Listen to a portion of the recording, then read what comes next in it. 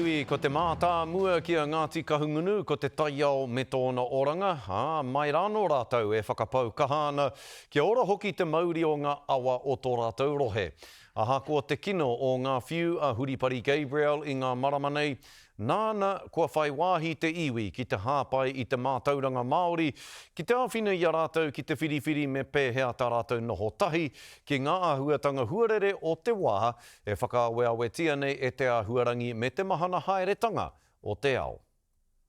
Kia Ngāti Kahungunu iwi me whakaaro Māori ki te tia ki taiao. 30 odd years is kind of in the ballpark of where the regulatory environment is looking for sustainability. You know, for Māori, really, it's too short, you know, and I think we're more on the order of hundreds of years. If we're going to live sustainably. E ai ki ngā tatauranga kua rangahau ai e rātou kei te pikia ki te maha o ngā tohu huarere kino.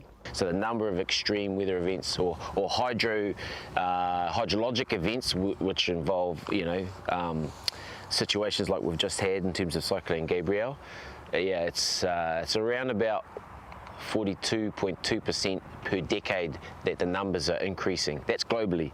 I te pepuere e turakina i kapereira ki te rohe.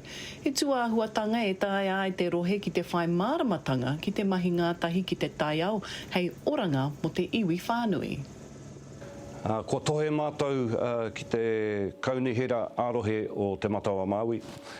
Ko whaiti hea te ara o ngā awa. Koira tētahi o ngā take i te paku mai Huripari Gabriel, ko toromi haere, te takiwane.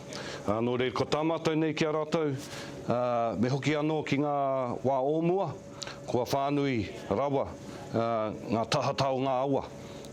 Straightening our rivers, you increase the velocity or speed of the water in our rivers instead of letting them spread across the floodplains where the speed drops. So in a flooding scenario, it's the velocity of water that creates damage and eats away at our stop banks, and then when the stop banks are compromised, like what's happened here on the Ngariroro, it creates devastation.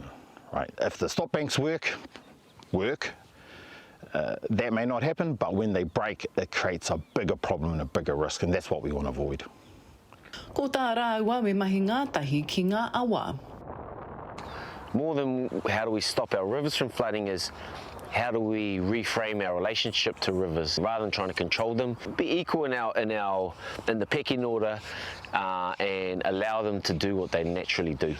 E hara ko te waipuke noa te wanga nui heoi kei te aro rātou ki te wai. So we're on the stop bank of the Ngariroro at Roy's Hill, where the river used to flow in 1987.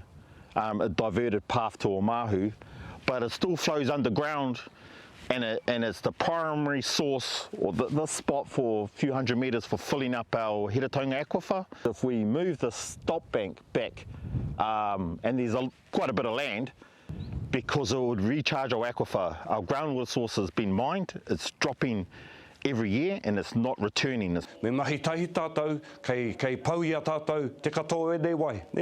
Hako ngā waipuke nui, mohi o ke mātou, hei te raumati, ka pau haere te wai konei. Maroke haere nā te werewera, nā tēnei me te āhuarangi, i pērā ai, nō reira he nui ngā komanga, ka tae e tātou, te Māori, te tuku ki a rātou te kāwanatanga orohi.